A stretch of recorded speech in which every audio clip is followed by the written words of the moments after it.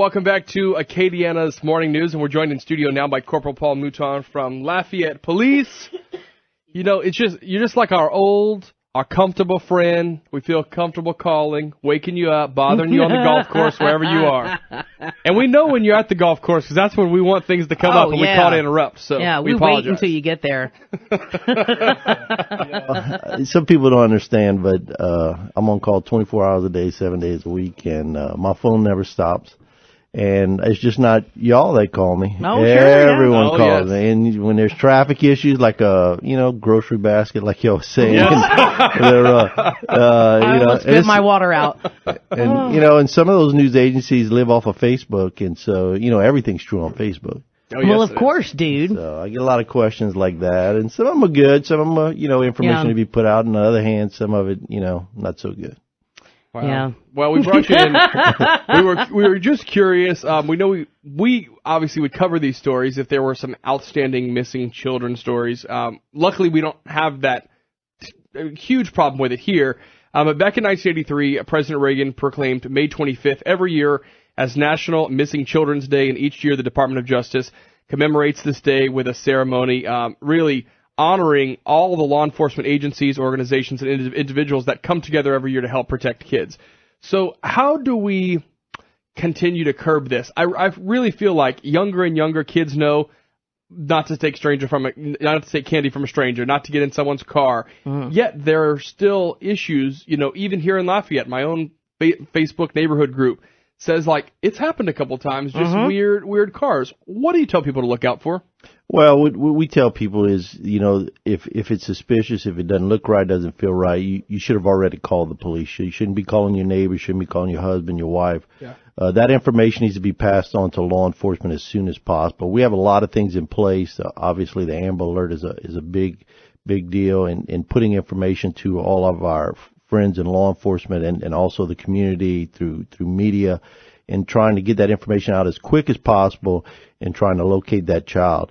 Now, understand in today's world, 30, 40 years ago, things like this probably happened. We just weren't made aware of it. Mm-hmm. And so in today's world, information travels so fast that if somebody, on occasion we have somebody that's innocently looking for something, and we'll stop and try to speak to a child, and the child, rightfully so, will run home and tell their parents. And so we have those situations happen, and to be honest with you, I don't mind those types of situations, because we can dispel the rumors, we can dispel the potential situation of a child being abducted.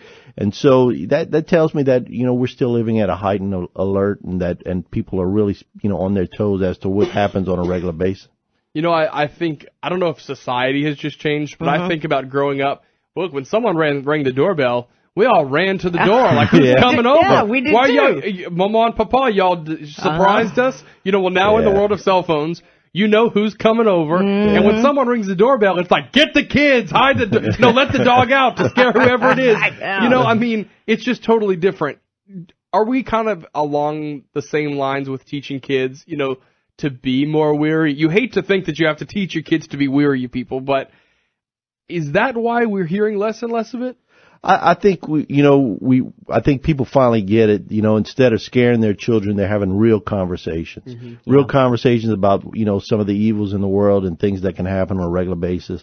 And so they have to be aware of their surroundings as adults do, and they have to be on their toes. And if something doesn't look right, if they get that bad feeling, then they need to take action as young kids.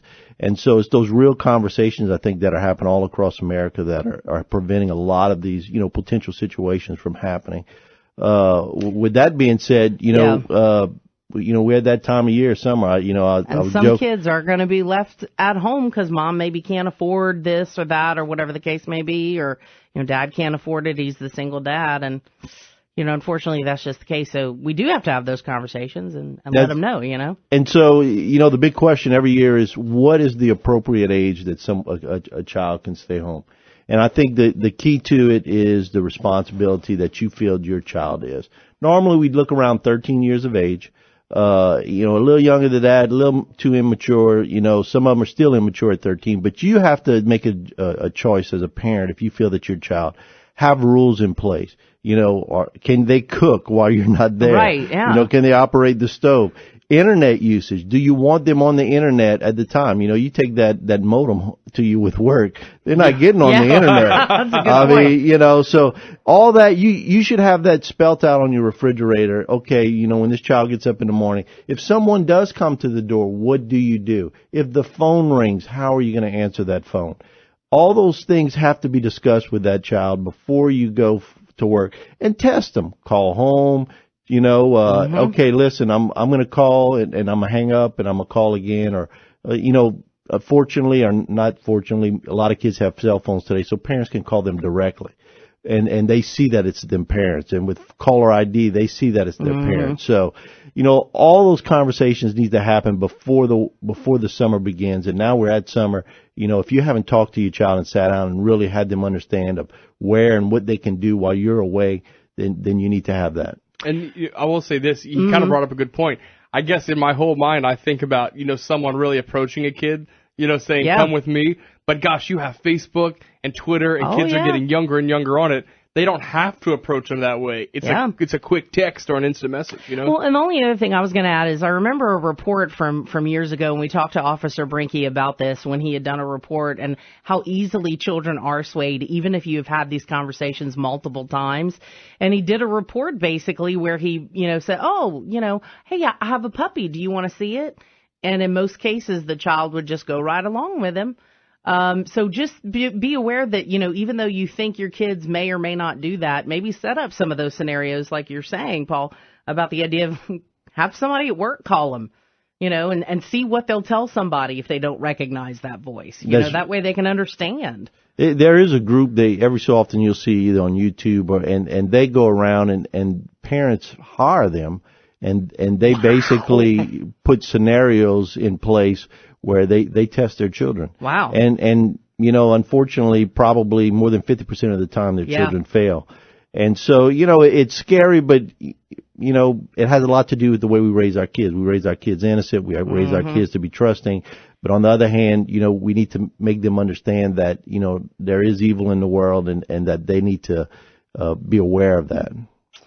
All good points to ponder. Lafayette Corporal Paul Mouton, who is the spokesman for the Lafayette Police Department and always on call. You are a good man, and you always answer when we call, so we appreciate that. We'll try to stop calling you when you're golfing. Is that a fair deal, or? It doesn't make me mad, except it makes my partner mad. So he says you need to throw that phone in the lake. I'll be honest, I'd actually be happy for that excuse. Why'd you play so terrible? Well, they keep on calling. That's right. I don't know what's happening. You should use that. Rob's right. We'll put some of these tips up on our website, KPEL965.com.